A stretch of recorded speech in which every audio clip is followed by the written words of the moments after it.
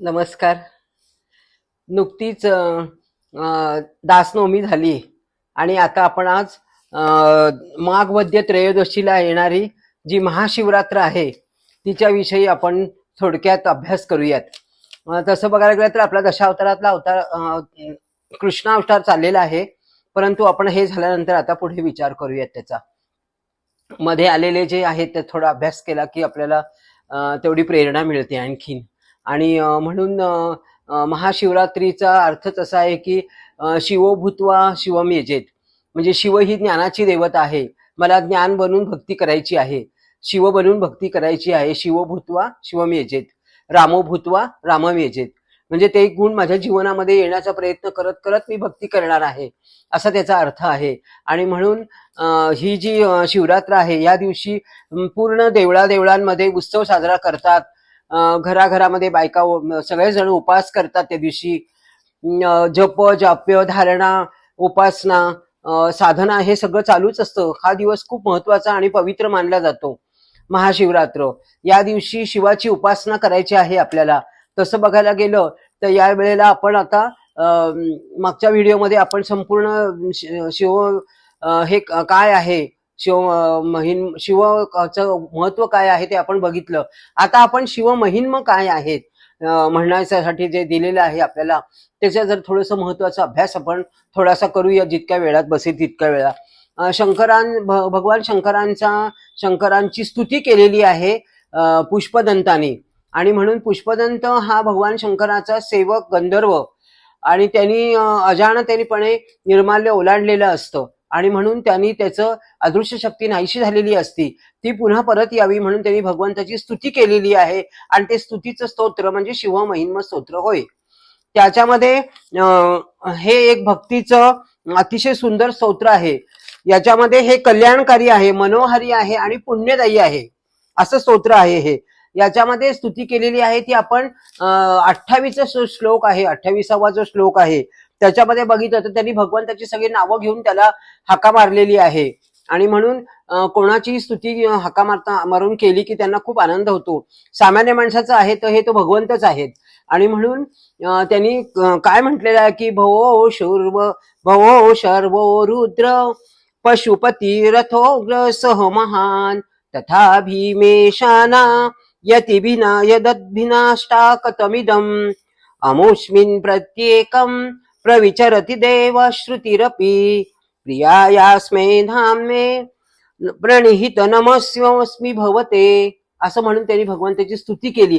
त्या स्तुतीत त्यांनी काय सांगितलेलं आहे की हे शंभो, तू कोण आहेस तर तू भव आहेस, शर्व आहेस, रुद्र आहेस, पशुपती आहेस, उग्र आहेस, तसंच तू महान आहेस, महादेव आहेस, नंतर भीम आहेस, ईशान्य आहे, अशी तुझी संपूर्ण 8 नावे आहेत. आणि त्या सर्व नामांच्या पुढे ओंकार लावलेला आहे. ओंकाराचे खूप मोठं महत्व आहे. यासाठी तू सर्वांना आम्हाला प्रिय आहेस. अशा महादेवांच्या 3 अवस्था त्यांनी सांगितल्या आहेत की अंतःकरणाची जी अवस्था आहे ती जागृत, स्वप्न आणि सुषुप्ती. नंतर दुसऱ्या अवस्था आहे 3 वेद आहेत, 3 भुवने आहेत, 3 देव आहेत, ब्रह्मा विष्णू महेश. आणि तिन्ही देवांना अकार उकार आणि मकार यांनी सजवलेलं आहे. सूक्ष्म ध्वनी त्यातनं ओंकारातनं बाहेर पडतो. ओंकार जसं आहे तसंच डमरू जे भगवंताच्या हातात आहे, शंकरांच्या हातात आहे, त्याच्यामधनं जे ध्वनी बाहेर येतो त्या ध्वनीचं तो जरी संहारक देव असला शंकर, तरी देखील त्याच्या हातामध्ये जे डमरू आहे त्यातनं आपल्याला ज्ञान सापडतं. आणि पाणिनींनी काय केलेलं आहे, पाणिनी ऋषींनी व्याकरणाचे जे बीजमंत्र आहे ते डमरूच्या आवाजातून त्यांना सापडले आहे. त्याच्या पाठीमागे अशी दंतकथा आहे. नंतर ह्या देवतेच्या हातामध्ये त्रिशूळ आहे. त्रिशूळ म्हणजे एक त्रिशूळ आणि डमरू दोन्ही आहेत. तर डमरू आपल्याला काय सांगतं, संगीताचा म्हणजे ज्ञानाचा उद्गाता आहे. भगवान शंकराचं नाव घेतलं की ज्ञानच आपल्या लक्षात येतं. नंतर आपण शंकरावरती अभिषेक करतो, थोडा थोडा थोडा थेंब थेंब थेंब थेंब पाण्याचा. त्यावेळेला आपल्याला लक्षात येतं की भगवंत आपल्याला सुचवत आहेत की अशाच आपलं प्रत्येक वेळेला सातत्य असलं पाहिजे, कुठल्या तरी गोष्टीमध्ये सातत्य सतत असावं. म्हणून ते आपल्याला सुचवत आहेत. संपूर्ण प्रदक्षिणा न घालता अर्धीच प्रदक्षिणा घालायची. त्याचं रहस्य काय आहे? तर जे कार्य किंवा तसे जीवन त्यांनी देवाला वाहिलेलं आहे ते शिवनिर्माल्य होय. म्हणजे आपलं जीवन देवाला समर्पित केलंय त्यांनी. असे खूप साधू संत वगैरे आहेत. अशा लोकांनी आणि त्यांच्या महान कार्याबद्दल जर आपण निंदा केली तर ते शिव निर्माल्य ओलांडल्यासारखंच पाप लागतं आपल्याला. म्हणून आपल्याला शक्तिशाली बनण्याच्या ऐवजी आपली शक्ती नाहीशी होईल अशाने. म्हणून असं आपण अर्धच प्रदक्षिणा घालतो. आणि म्हणून हे शिवशंकरा याच दिवशी शंकर भोलेनाथांनी उत्पत्तीसाठी शिवलिंगाची पूजा केलेली आहे. शिवलिंगामध्ये प्रवेश केलेला आहे. म्हणून शिवलिंगाची पूजा आपण करतो आणि त्याचा अभिषेक करतो. तसंच भगवान शंकरांना हे सांगायचं आहे की जरी ज्ञानाची देवता ही असली तरी देखील ज्ञान प्राप्त करत असताना त्यांची बैठक कुठे आहे बघा. हिमालयावरती, उच्च हिमालयावरती बैठक आहे. आणि म्हणून त्यांनी सांगितलेलं आहे की तुमची ज्ञानाची बैठक कशी पाहिजे, तर ती शुद्ध चारित्र्याची असली पाहिजे.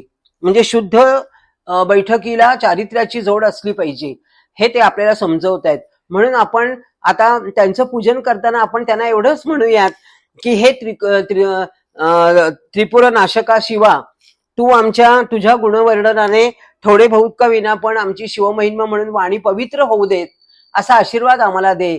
आणि आपण आज शिवाची भक्ती केल्याचं आपल्याला समाधान लागेल. आणि म्हणून आपण जे जे आपल्याला जमेल ते करण्याचा आज प्रयत्न करूयात.